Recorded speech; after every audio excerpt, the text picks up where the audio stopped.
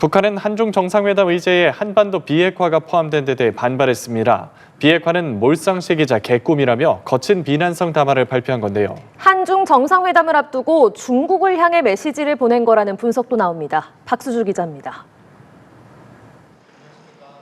한중 정상회담을 앞두고 북한 대외 매체인 조선중앙통신은 박명호 외무성 부상 명의의 담화를 게재했습니다. 박 부상은 하루 전 우리 대통령실이 한중 정상회담에서 한반도 비핵화와 평화 실현을 논의하기로 했다고 발표한 것을 언급했습니다.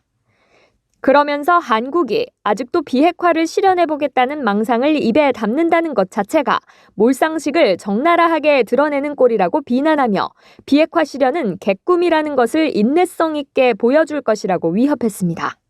담화의 대상은 한국이지만 박 부상의 역할을 고려할 때 외관상 대남 비난으로 보이지만 중국을 압박하는 성격도 지닌 것으로 풀이됩니다.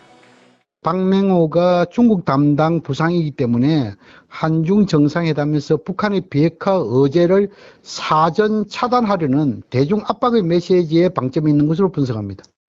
특히 김정은 위원장의 대변인 역할인 김여정 노동당 부부장이 아니라 우리의 차관급에 해당하는 외무성 부상 명의로 담화 수위를 조절해 중국에 절제된 신호를 보낸 것으로 분석됩니다. 중국의 건설적 협력 노력을 요구할 가능성이 매우 높은데 거기에 대해서 화답하지 말라라는 북한의 일종의 요구 같은 것이죠. 그렇지만 그간 중국도 2020년 이후에 지금까지 북한의 비핵화라는 것을 얘기하지 않았습니다.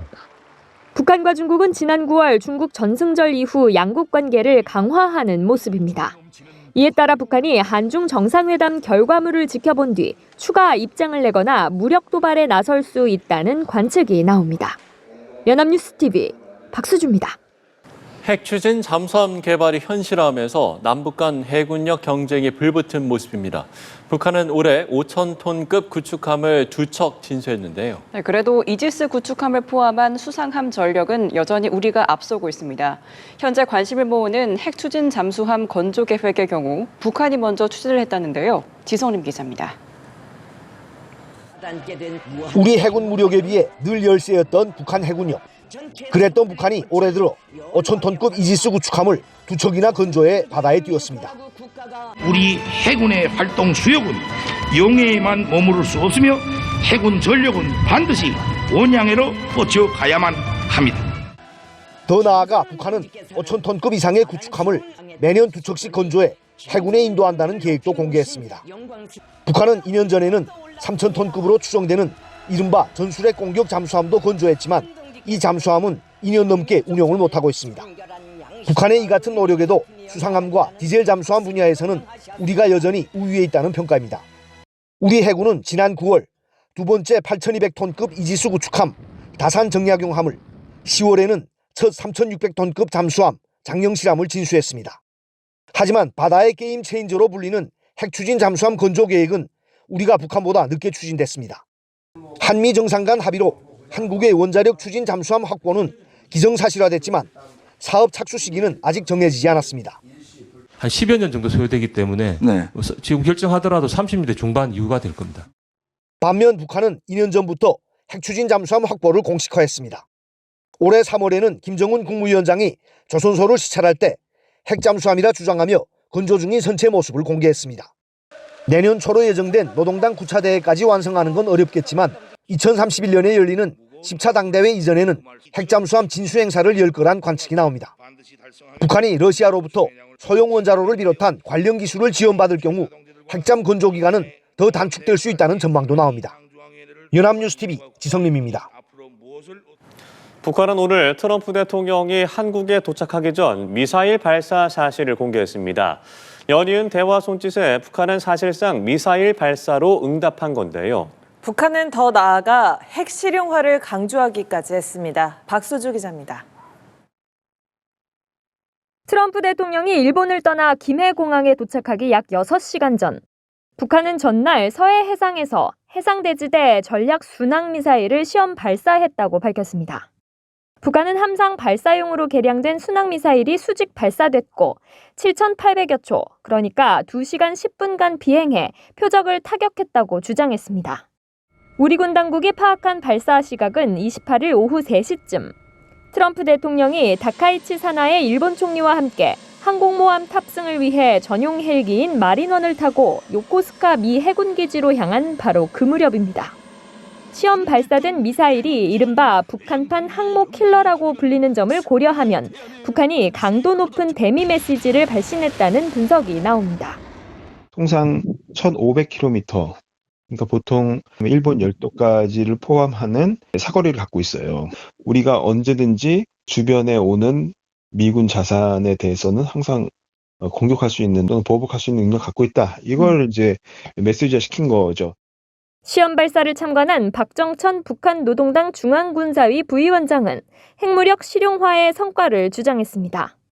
김정은 위원장이 강력한 공격력이 가장 완성된 억제력이자 방위력이라고 강조한 점도 언급했습니다. 김 위원장은 앞서 북한이 주장한 극초음속 미사일 시험 발사 때와 마찬가지로 이번에도 참관하지 않았는데 비핵화를 전제로 한 협상은 없을 것이라는 점을 분명히 하면서도 향후 대화 여지는 남겨둔 것이라는 해석이 나옵니다.